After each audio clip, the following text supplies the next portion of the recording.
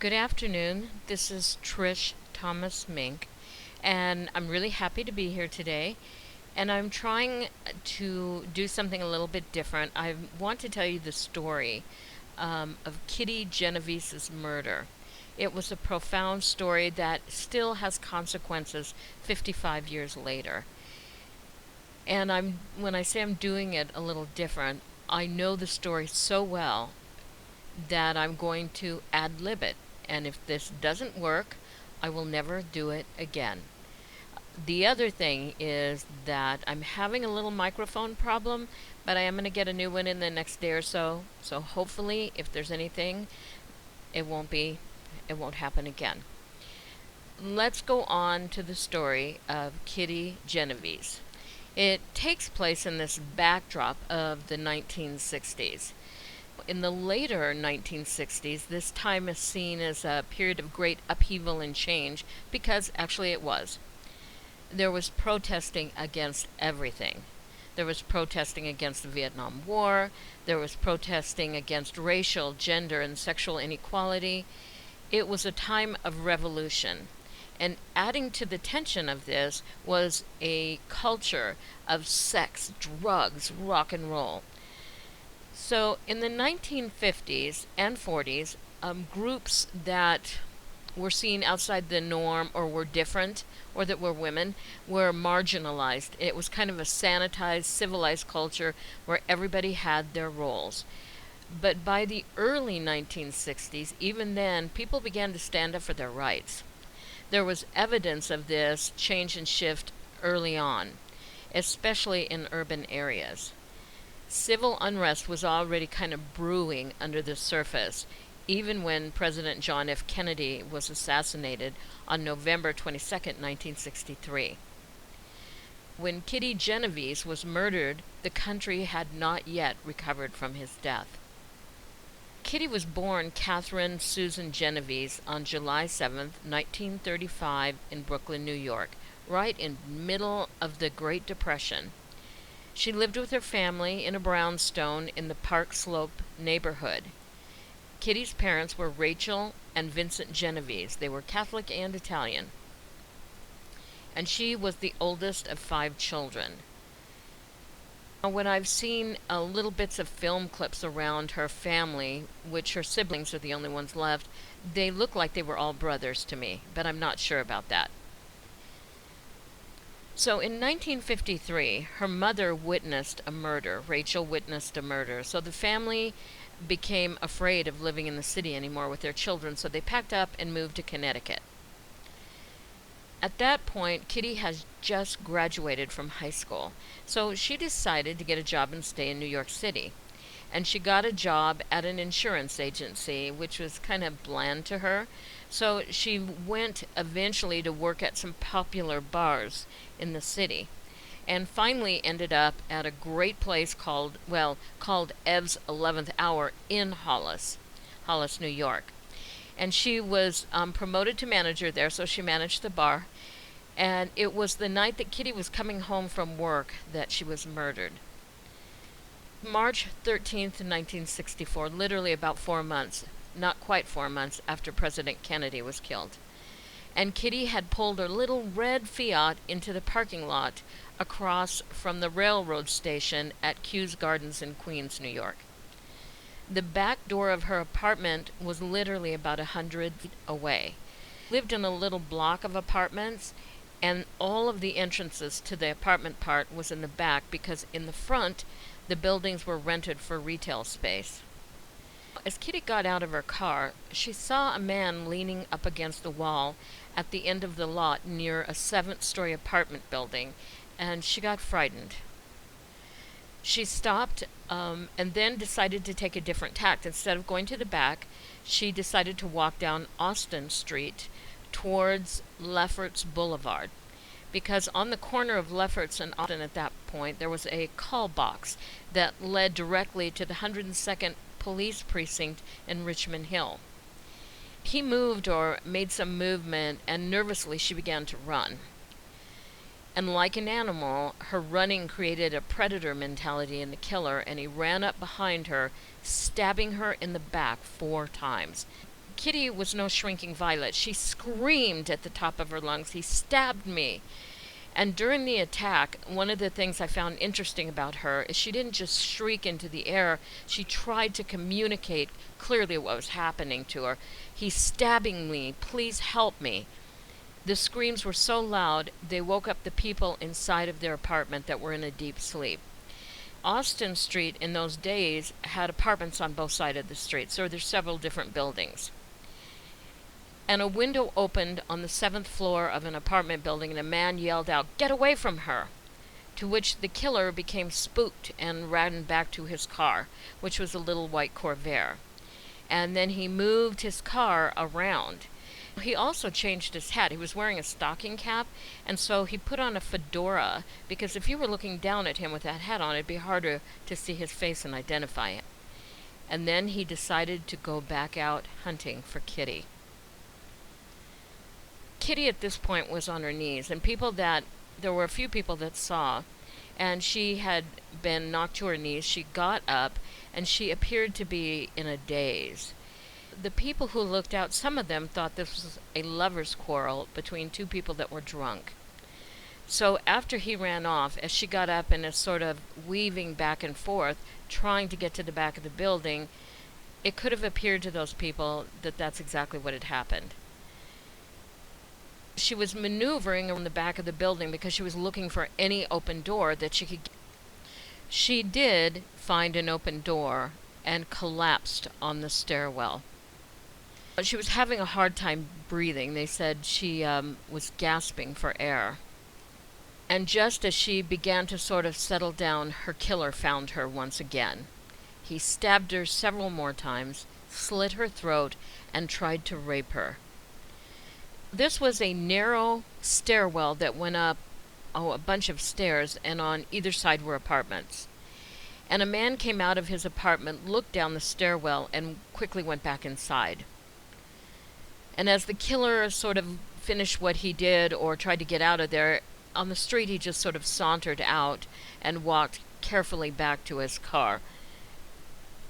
Finally, a woman showed up in the stairwell. Her name was Sophia Farrar. She was actually one of Kitty's friends. And she had gotten a call that Kitty was bleeding on the stairs. So she grabbed her coat, ran out of her apartment. Remember, this is like 2:30 to 3 o'clock or later in the morning. It was March, so it was awfully cold. And something had been going on. There was some sort of attack, but she didn't think for a second. Now, Sophia cradled Kitty while she was dying. And she called up the stairwell for the man who lived in the apartment, Carl Ross, to call the police. But by then it was too late. Kitty Genovese had died in the stairwell on Austin Street. That whole murder scene took 30 to 40 minutes, and I want you to think about that. There was the first attack, which the attacker ran off, and Kitty stood up and sort of tried to make her way to the back of the building, and then there was the second attack. Now, during this period, lights were coming on and off in the apartments. Some people moved to the windows to try to see. Others pulled down the blinds and went to bed. Some even called each other saying, "What should we do? What should we do?"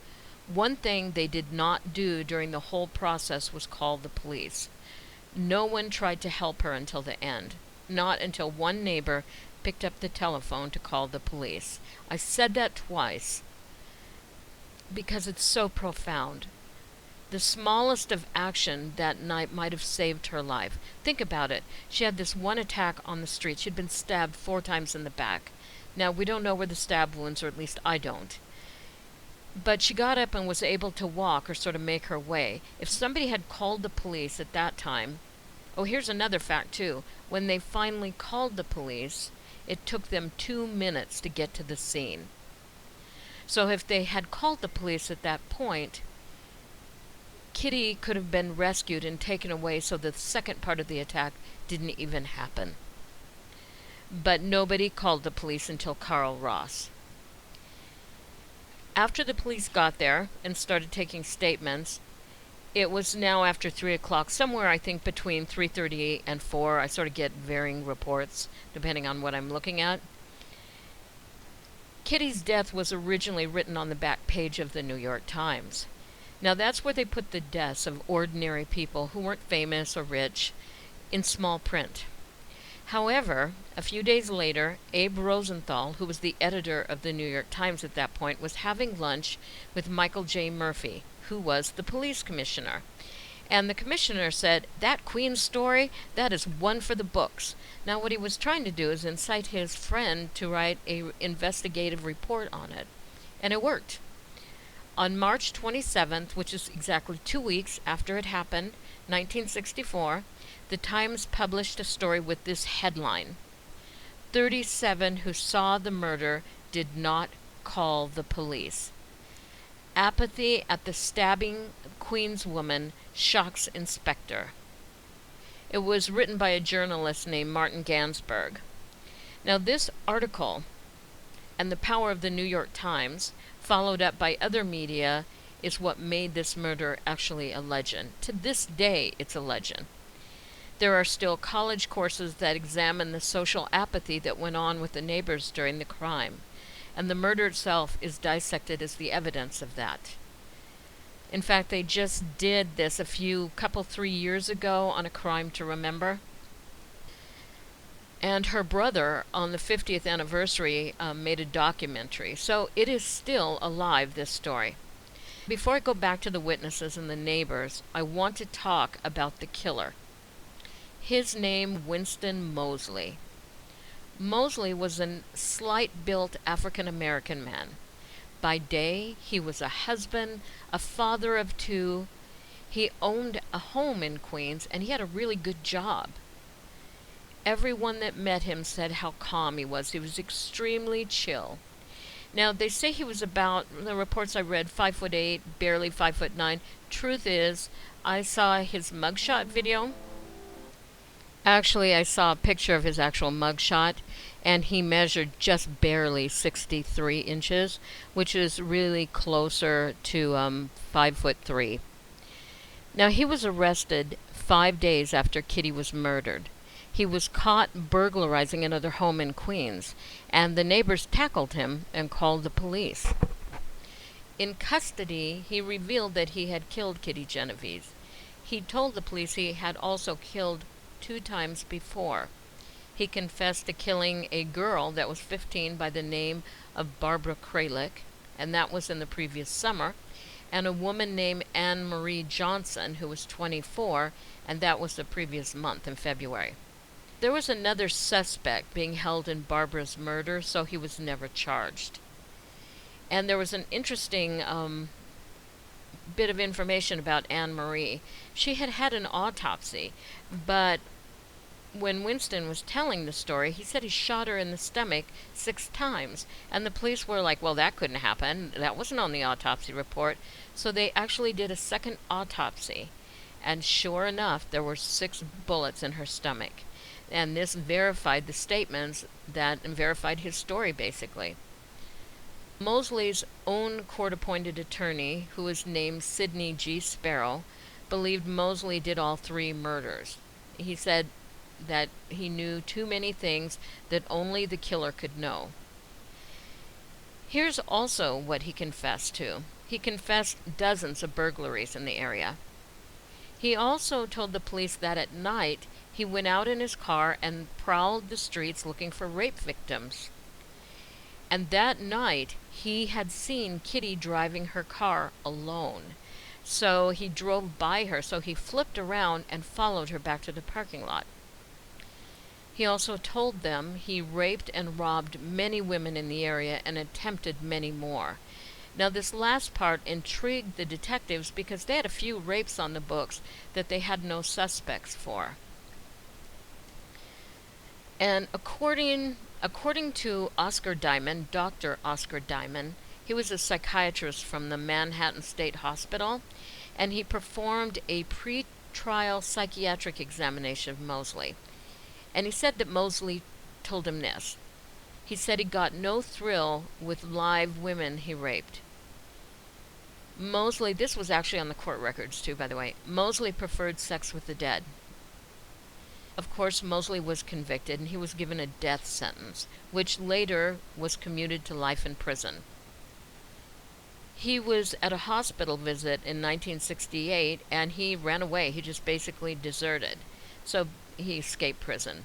He raped a woman and took hostages before he finally surrendered to the FBI.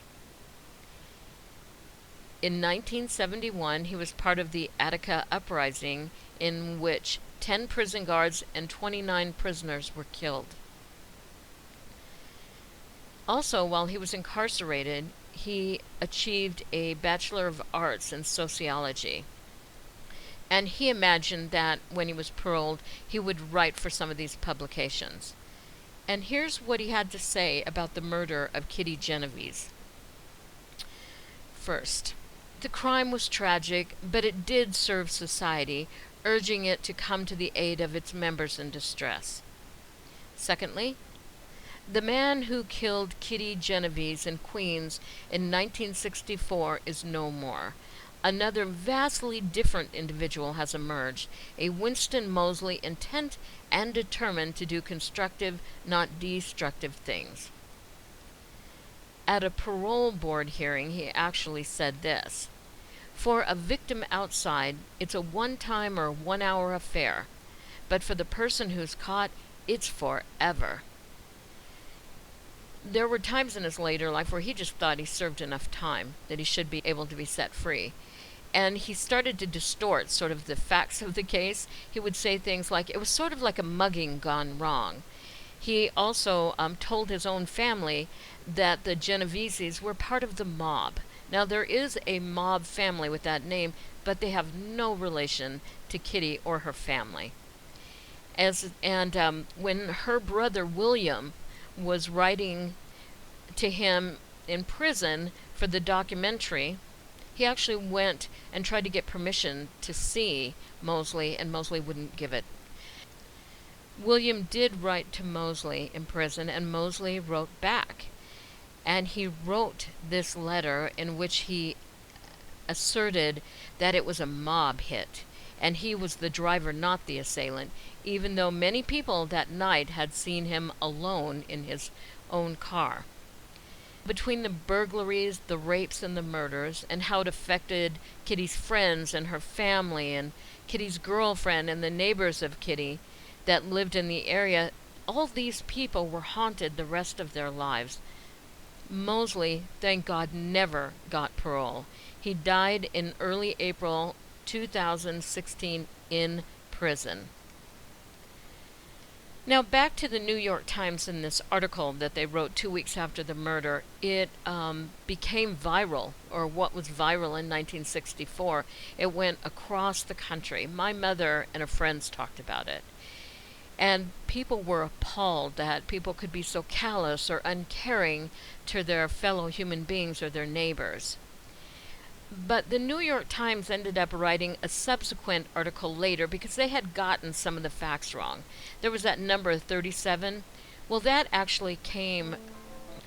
The number 37 was actually based on the reports that the police had gotten when they showed up at the apartment, and it was actually 38 statements. The detectives took 38 statements when they showed up. So that's where that came from. I don't know how it got paired to 37, but that's where the number was.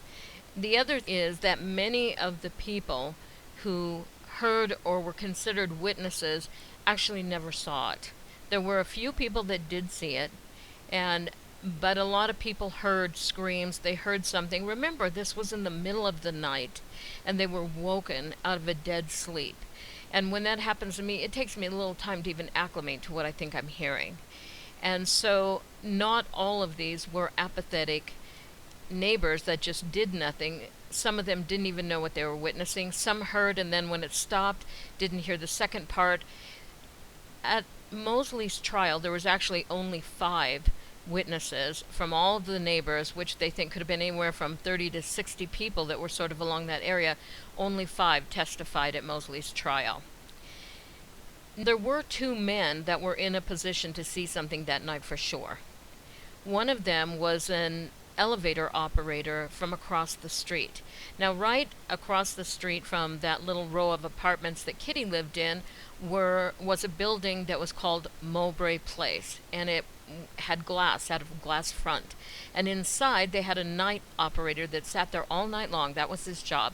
His name was Joseph Fink, and he saw the entire first part from start to finish. He saw Kitty as she stood up and sort of stumbled around to the back of the building. He didn't call the police. Instead, he went down to his apartment and went to sleep. He actually refused to talk to the police until they took him down to the police station and interrogated him. The second person that saw something that night was a man by the name of Carl Ross.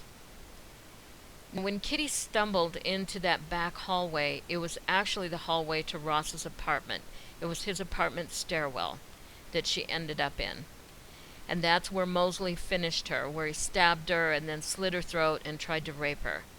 And Carl Ross walked out and looked down the stairwell and then quickly went back into the apartment.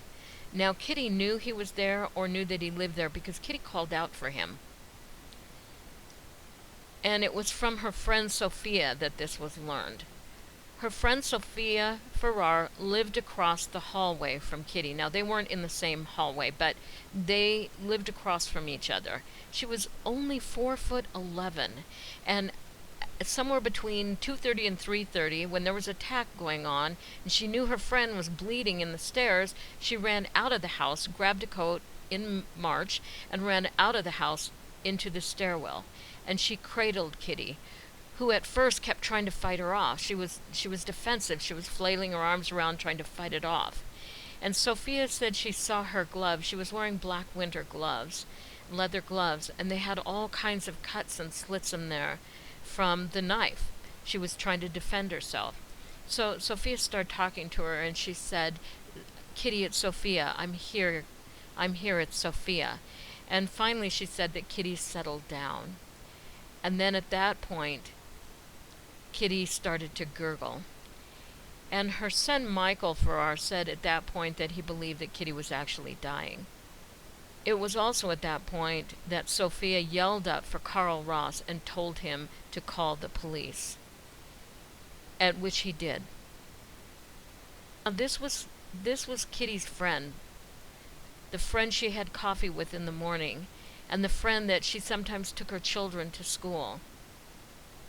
There were other neighbors that heard her call out, save me," and did nothing. With all of the horror she was experiencing, she must have also felt profoundly alone. All these neighbors who seemed to really like her, but would do nothing to help her survive. Like I said, only 5 neighbors testified at Moseley's trial. The first one, his name was Samuel Koshkin. Now, he and his wife saw the attack, and he saw the attack. He saw Moseley go back to his car. He also saw him come back with a fedora on his head. And he told his wife, "I'm going to call the police." And she wouldn't let him. She said, "There must be 30 other people that have already called." She didn't want him to get involved. She was afraid, and she was afraid for him. Later, he wanted to go down and get that license plate number. Again, she refused to let him do it. The second witness was a man named Robert Mosier. He lived in apartment 715. He saw the attack and is the man that yelled out the window, "Get away from her, get out of here." And it was at that point that Moseley ran away. Mosier said he didn't want to really get involved. The third witness was a French woman by the name of André Pique. She had heard the screams and then saw the man run away, so she saw something. She also saw Kitty rise slowly and kind of move to the back of the buildings, and she also saw Moseley come back. She also heard 2 last screams that sounded like, "Help, help!" But she was afraid, frozen with fear in her apartment. She did not call the police. The fourth was a woman by the name of Irene Frost. Now, she said she heard a shriek and went to her window, and there she saw a man and a woman. But at that point, she said she looked for a second and nothing was going on, so she went back to bed. Later, she heard, "Please, God, please help me. I've been stabbed." I told you, Kitty was very vocal. If this had been a different situation or now, I believe somebody would have come to her aid. She was very clear. But Irene did not call the police. Years later, Kitty's brother William tried to find Irene as he was making his documentary. He instead came across Irene's employer's grandson, and the grandson informed William that Irene had later embezzled several $100,000 from their company and was long dead. And the last I've already told you about, Sophia Farrar. She and her husband heard the screams, and when they looked out the window, they saw nothing. It was probably that in-between time when he'd run off and Kitty was trying to go around the back. About 20 minutes later, somebody called Sophia and told her that her friend Kitty had ran in the hallway and was bleeding. It was then that Sophia ran to her. It was also, like I said, as Kitty lay dying, that Sophia called for Carl Ross and told him to call the police, which he then did. Other neighbors said things like, "I did call and the desk sergeant told me there was already a call for that crime and the police were on their way." Now remember, this is 1964. And when you called the police, you didn't call a 911 number, you actually called the police precinct. And there was a desk sergeant there who took the call. All kinds of things could happen with that. If they got a lot of calls, or the desk sergeant could say, go back to bed, it's not your business, or something. But on the log where they're supposed to write all the calls down, there was only one call that night, and it was from Carl Ross, and it's listed. Kitty's roommate was a woman named Mary Ann Zylonko, and it was also Kitty's girlfriend. The police woke her up after the murder about 4 a.m., and she had slept through the entire thing. The police took her to the morgue to identify Kitty. Afterwards, she was sitting on a bench outside the morgue in the hallway, and the police came up to her and they said they would give her a ride home, to which she replied, "I'm going to wait for Kitty." Later, after they were told that the women were in a romantic relationship, they interrogated her for over 6 hours. They even considered her a suspect for a time. She was gone within a week. She left the area within a week. Now remember, this was 1964, and in New York the police harassed and beat up gays at the time, which is partially why they think that Carl Ross was so reluctant to call the police. It was rumored that he was gay and wanted nothing to do with the authorities. So who was Kitty Genovese? Kitty Genovese was a cool girl. She was more than a bar manager. In school, she was cool, everybody liked her. They called her things like a cut-up or a spitfire. Even in Kew Gardens neighborhood, she was really well liked. Another thing people don't know about her is she got married for a really brief time to a man named Rocco, who, by the way, has declined any interviews. She was also arrested once for taking bets from customers at a bar she worked at. She would take the bets and give them to the bookie, and they called her a middleman. And that picture that I have on this video, that is her mugshot. At Ev's 11th hour, she loved her job, and the customers loved her. They knew she was gay and considered her one of the guys. Her girlfriend adored her, and never really healed from the trauma. Mary Ann did reveal to William Genovese that she wasn't sure Kitty was comfortable with being gay, who was in 1964, as they fought about it sometimes, but Kitty never got a chance to see where she fit in. Her story and the aftermath of her murder have lasted over 50 years. She and her murder were the inspiration for the 911 system for emergencies, first in New York City and then the nation. There was a psychological syndrome named after her called the Genovese syndrome, which is really bystander apathy. It says the more people that witness an event, the less likely you are to get help. They will assume other people are helping you, that other people have already helped you, or if they're not, there's probably a reason for it.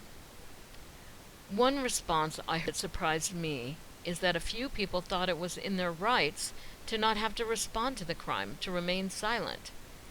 Even though the World and the New York Times judged our culture as unfeeling and uncaring to our fellow citizens. Like I said, my mother and her friends used to talk about this story, and they were appalled that something like this could happen. This story was developed, nurtured, and put out by the media. And it was the main reason that it became the legend that it is. I'm not saying that's an entirely a negative thing. Now, I watched the movie made by her brother, William, on the 50th anniversary. It's called, you can find part of it on YouTube, it's called Witness the Full Movie. It was about the life and death of Kitty Genovese.